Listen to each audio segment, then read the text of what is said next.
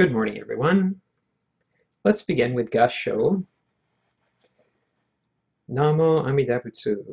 Namo Amida Butsu. Namanda Butsu. Namanda Butsu. Namanda Butsu.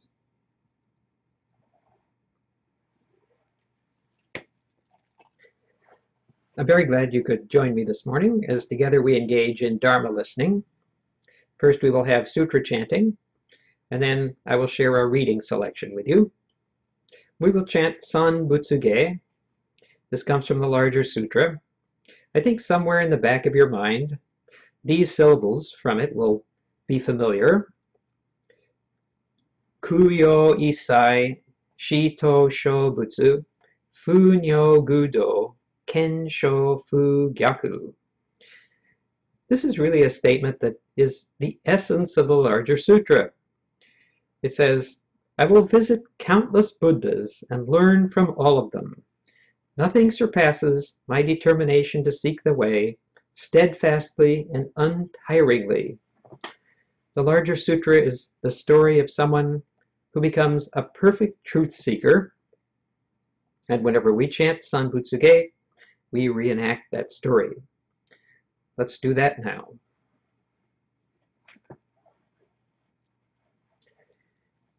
Namo Amida Butsu. Namanda Butsu. Namanda Butsu.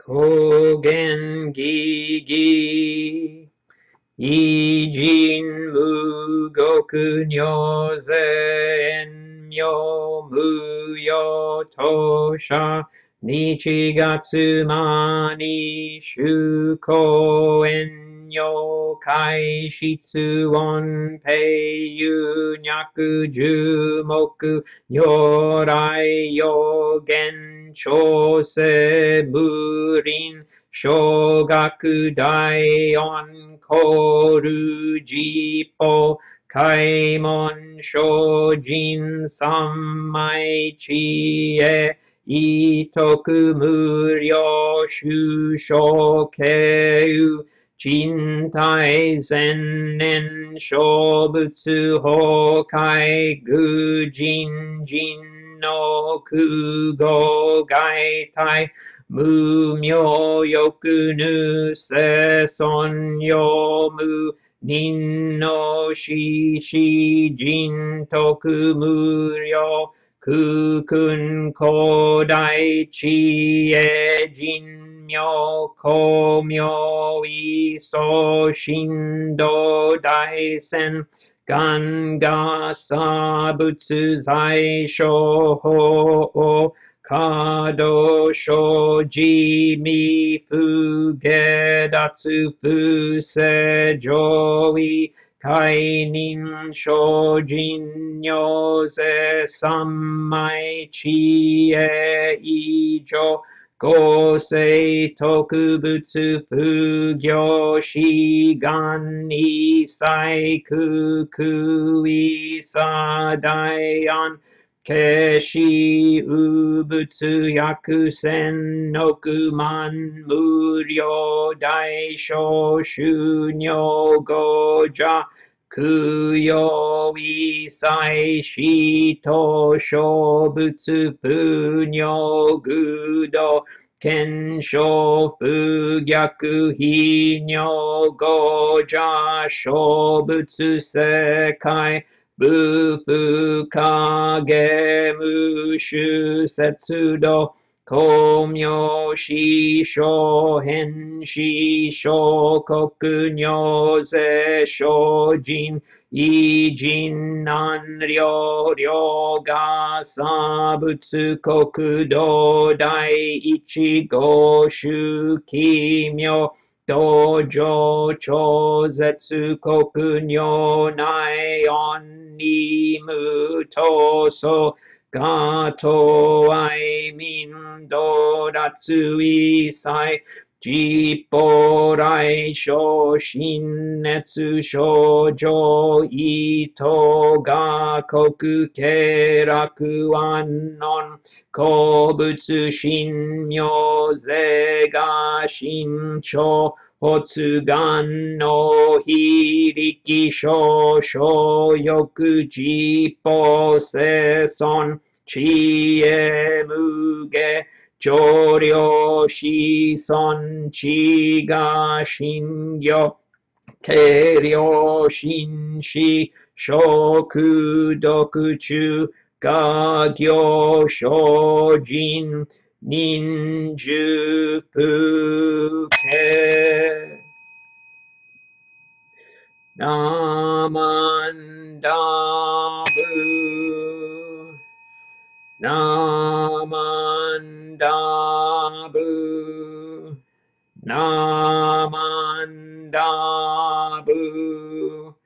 namandabu namandabu namandabu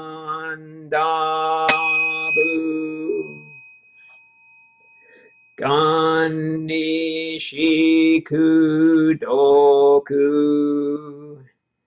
Byodo Seisai Dohotun Bodai Shin Ojo on Rako.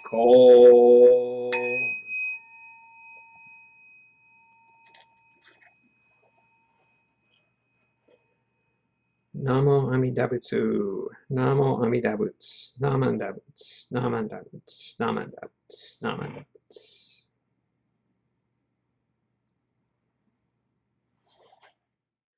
Hello again, everyone. I think it's valuable to continue carrying on with our Sunday chanting, even though we cannot gather in person at the temple. Another aspect of Sunday morning that I wish we could resume is adult study class, where there is a reading selection, and I get to hear your thoughts and comments on it. For today, what I have in mind is to share a reading by Hideo Yonezawa, and if you have any thoughts on it, feel free to send me an email. To begin, let me mention that Dr. Haneda starts each of his weekly classes with a discussion of the Dharma and the self. What is the Dharma? What is the self? What is the relation between them? These are truly bottomless questions, which is why Sensei considers it important to talk about them every time. The word Dharma has several meanings, which I think you know. In one sense, it refers to the sermons given by the historical Buddha Shakyamuni. That is not the meaning we are aiming at today. We are aiming at the broader meaning. The Dharma is a word pointing to suchness or limitless reality, that which has no form or color or smell. The Dharma in this sense is not something that we can put into words and concepts. Yet, by opening our mind's eye, we can understand that the Dharma fills and surrounds us. I would define religion as reflecting on the nature of the Dharma and the self. Unless both of them are part of our discussion, then I would say we are talking about something other than religion, maybe philosophy or psychology. This is why Mahayana Buddhism counts as a religion, It is not simply a philosophy or a way of life. It deals with the Dharma and the self and the relation between them. How can we open our mind's eye to the Dharma? Today's readings may help with that. Let's begin our reading with a remark from what might seem to be a surprising source, Albert Einstein. Recall what I said at the beginning. The larger sutra is the story of someone who becomes a perfect truth seeker. Einstein was such a person. Let's read what he has to say. Everyone who is seriously involved in the pursuit of science becomes convinced that a spirit is manifested in the laws of the universe, a spirit vastly superior to that of man, and one in the face of which we, with our modest powers, must feel humble. In this way, the pursuit of science leads to a religious feeling of a special sort. When I was in my 20s, I was seriously involved in the pursuit of science. So I can say from experience that Einstein's remark is accurate. A spirit, he says, is manifested in the laws of the universe. The spirit is not simply the laws of the universe, which human beings uncover, but the spirit is manifested therein. It is a spirit vastly superior to that of man, and one in the face of which we, with our modest powers, must feel humble. This is exactly what scientists experience when they discover something, whether it's of small importance or great importance, like Einstein did. They become aware that something goes beyond any personal considerations. They've helped to elucidate that. And then Einstein goes on to say something that maybe not a lot of scientists would say. In this way, the pursuit of science leads to a religious feeling of a special sort. So the fact that I pursued science earlier in my life, and presently I'm encouraged to wear a robe and give Dharma talks, there is actually a connection between these things. And that's what I'm hoping to bring out by this quotation from Einstein. There is a connection. Let's move on to a quote by Hideo Yonezawa. He was a medical doctor and also a Shin Buddhist follower who did a lot of reading and speaking and writing his own books, one of which we published 3 years ago. This is an amazing paragraph to me. I've read it probably 20 times. How should we express what Shinjin is in this day and age? I have said that there is a relation between the eternal and the now, and there is a relation between the limited and the infinite. The relation between these is religion. Shinjin is an expression of the realization that your life, which is limited and finite, has a place within the infinite. As I strive to express what Shinjin is, I have tried to make it my own, which is a most difficult thing. To express what Shinjin is in this day and age, isn't that the reason we have a Shin Buddhist temple? I would say it is. Yonezawa says something a little bit like what Einstein said. He says, there is a relation between the eternal and the now, and there is a relation between the limited and the infinite. Remember, I was talking about the Dharma and the self. So you can see which of these things is the Dharma and which of them is the self, right? The eternal, the infinite. These are words pointing to the Dharma, and the present and the limited, well, that's the self. The relation between these is religion. In other words, the relation between the Dharma and the self. Shinjin is our word for Buddhist awakening, as understood by Shinran. It is an expression of the realization that your life, which is limited and finite, has a place within the infinite. Yonezawa goes on to make another point which is also crucial to the experience of Shinjin. As I strive to express what Shinjin is, I have tried to make it my own, which is a most difficult thing. Shinran says exactly that.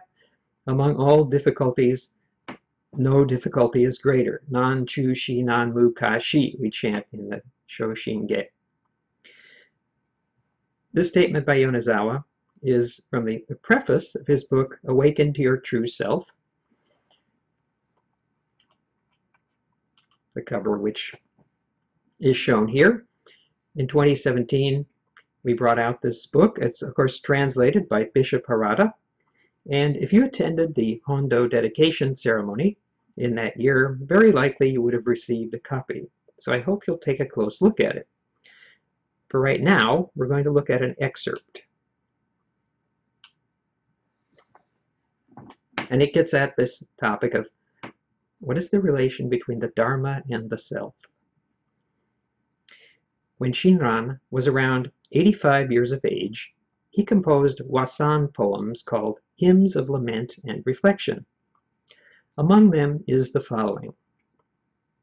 Extremely difficult is it to put an end to our evil nature. The mind is like a venomous snake or scorpion. A very characteristic remark from Shinran. Yonezawa says, here Shinran is not talking about someone else's heart. He is referring to his own. He relates the anguish of not being able to sever himself from the mind that is like a snake or a scorpion, the mind that looks out for itself first. Shinran's sadness is deeper than what we feel in our hearts. Our sadness comes from things not going our own way, which is the sadness that comes from the ego self. In contrast, Shinran's sadness comes from the true self. He is saddened over his heart that cannot quit being ego-centered. For the ego self to be sad is one thing, but to lament the ego is quite different. The sadness that Shinran expresses in his hymns of lament and reflection is not the sadness of a human being. It is the sadness of a Buddha. It is expressed from a perspective that transcends that of human beings. Let's continue to the next paragraph. And this one is very special. To deeply lament oneself, isn't that salvation? This self, which is like a venomous snake or scorpion, is called by others teacher or husband or parent. This self even gets 3 meals a day. How can we not be grateful for all that sustains this ego-centered self? When we see the self that is like a venomous snake or scorpion, for the first time we begin to see clearly the self that is sustained by all things. I think this is the true self. A person cannot live alone. He or she lives by receiving all things from the universe, like the earth, the air, water, and rice. When we begin to see that we are sustained and given life by all things, we awaken to our true self. The self that is nothing but ego is also the self that is sustained by all things. This is the life of being born in the Pure Land. The paragraph encompasses I think, a tremendous amount of meaning, really. It's the beginning with recognition of the frailty of the self, the tendency for us to only care about our ego-centered desires, and then it would have us understand that by reflecting on how we are sustained by everything we receive from the universe, we begin to see ourselves in a different way. We begin to see that we are sustained and given life by all things. The self that is nothing but ego is also the self that is sustained by everything. And then he throws in this remark, this is the life of being born in the Pure Land. You may not have heard it expressed in that way before. What he's talking about here, the whole paragraph really is about Shinjin awakening. Remember what he said at the beginning? How should we describe what Shinjin is in this day and age? Let's go on to another paragraph. It is said that we are children of the Buddha. We can see why that is so if we think about where we came from. We were born from our parents, but where did our parents come from? If you go back generationally, vertically in time, you eventually reach the very beginnings of our universe. And on the horizontal plane, there is the world around us that helps produce us. In Buddhism, the working of all that, vertically and horizontally, is called Dharmakaya. I hope you will remember this term. It's a very important one. Dharmakaya is the term we use referring to the Dharma, as I was attempting to describe at the beginning. In other words, suchness, limitless reality. Dharmakaya has that specific meaning, and Yonezawa is going to say more about it.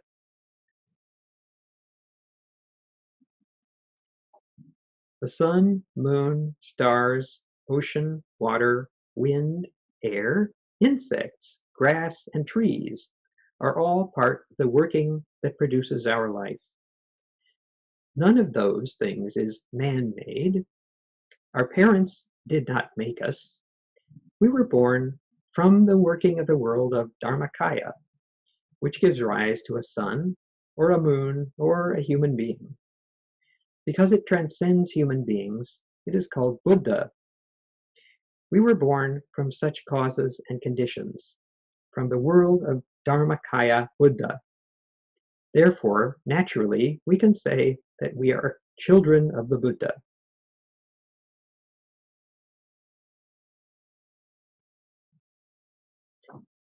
When we are born as human beings, we receive human intellect. Through that intellect, we produce culture. From that intellect also arises discriminative thinking. Discriminative thinking produces the world of relativeness, in which all things are judged in terms of good, bad, pretty, ugly, etc. As the human intellect develops, we drift away from the world of Dharmakaya. By thinking I am an independent being, I am essentially severing myself from the world of Dharmakaya.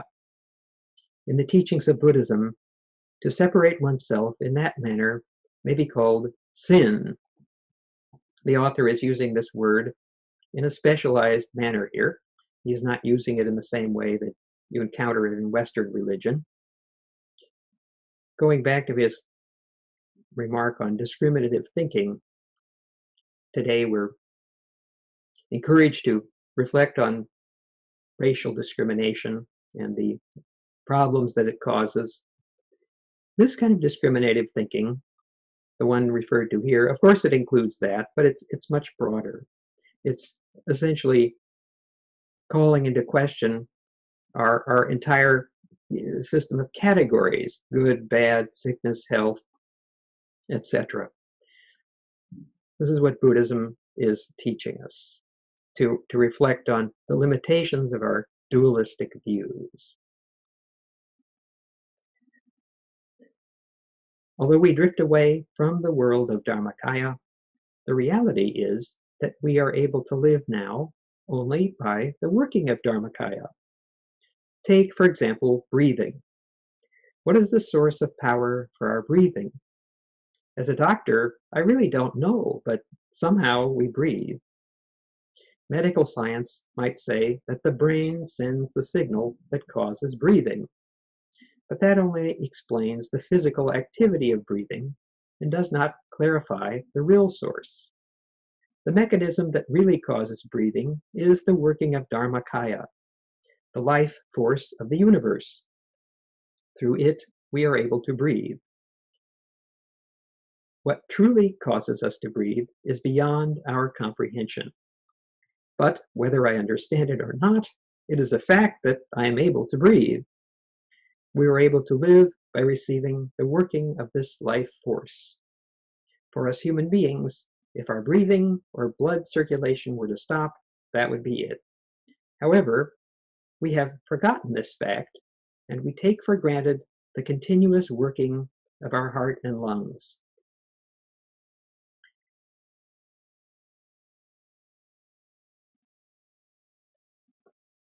I mentioned that in Buddhism, it is a sin to drift from the world of Dharmakaya. Our forgetting about and taking for granted the working of such things as our heart and lungs makes each of us a deeply sinful being. Therefore, to live receiving the working of this life force is the reality of human beings. To become aware of this reality is enlightenment, or awakening to one's true self.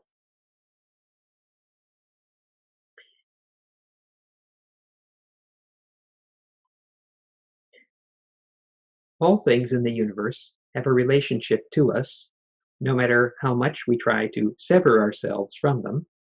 Without the sun, we cannot survive. Without earth, water, and air, we cannot live. Despite the fact that we are able to live only because of the working of all those things, Dharmakaya, we take them for granted and ignore them. We do not appreciate the significance of this relationship and feel no gratitude for what is actually most important. Even if we feel a little gratitude for some human kindness, we do not feel gratitude for what we should be most grateful for.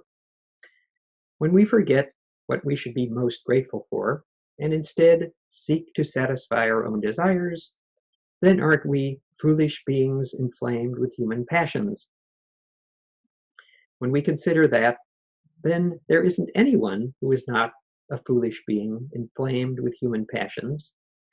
I think that is what Shin Buddhism and Shinran Shonin are all about.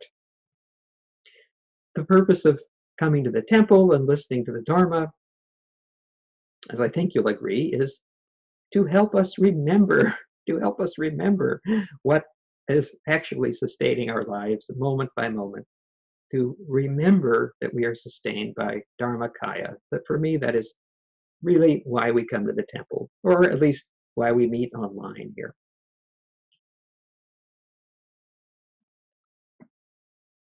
The Pure Land is the world of nothing but Buddhas. Where is such a world? I think it is the world that we live in now. The Pure Land is not referring to something after we die, but instead to the workings of the universe that sustain our life, the workings that go beyond the power of human beings, things like water or air, which are not created by man. Take, for example, a teacup. We say that it was man-made, but the earth that yielded the clay was not man-made. The fire that baked the clay was discovered and started by man, but the fire in itself is not man-made. Therefore, the cup, through the working of the universe, through certain causes and conditions, has taken this form. This cup is now a great help to us.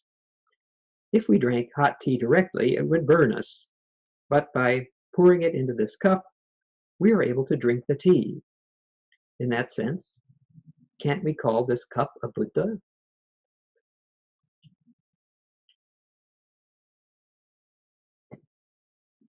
There is a Zen koan that says, Buddha is the oak tree in front of the garden. This too is a manifestation of Dharmakaya. It is not something man-made. I think that all things in the universe are Buddhas. The sun, the moon, the earth, and rice all sustain and give us life. Therefore, we must be reverent to such things. In gratitude, we should put our hands together and humbly gassho to all things. When we are reverent to all things become Buddha. It is a world of nothing but Buddhas. We are living in such a world. And of course, when we do incense offering at the temple. We do gasho, we bow. What are we bowing to? Yonezawa is saying we're bowing to all of these things. The sun, the moon, the earth, and rice. They all sustain and give us life. That's what I would say we are bowing to, not simply the image on the altar. It is a world of nothing but Buddhas.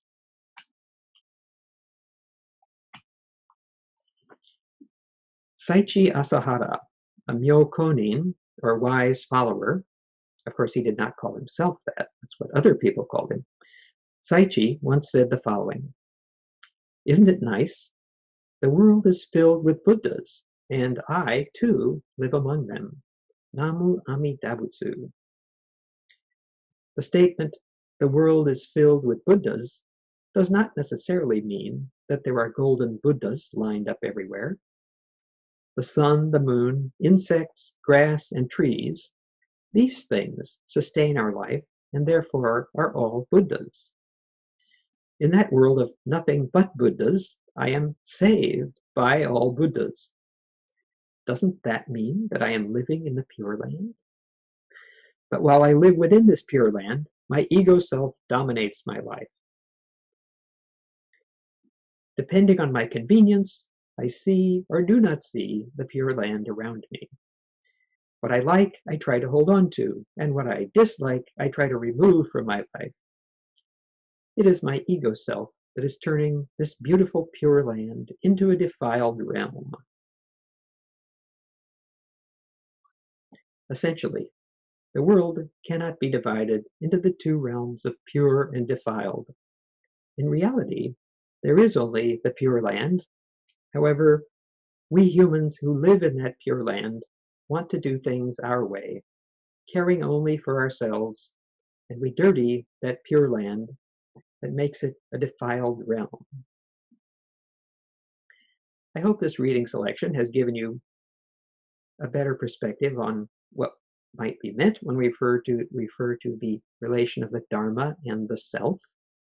And the life of awakening that Shinran describes is, I believe, well characterized by Yonezawa's description here.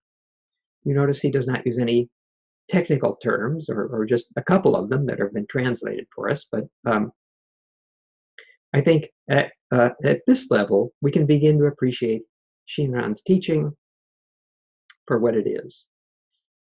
Let's remind ourselves again of the paragraph we read at the beginning.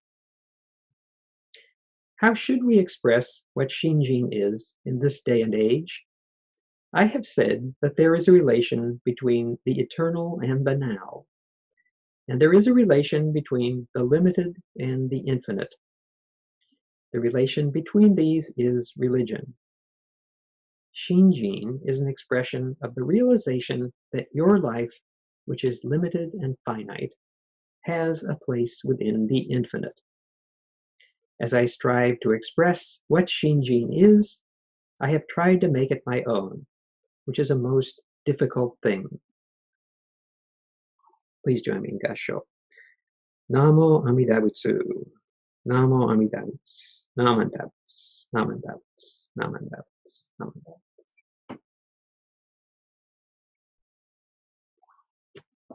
I'm very glad you could join me today.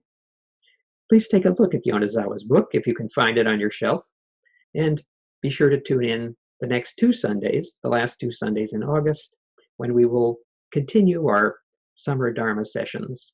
There's a Labor Day holiday break after that, and then we resume with our online family services in September. Thank you very much, and please stay safe and well.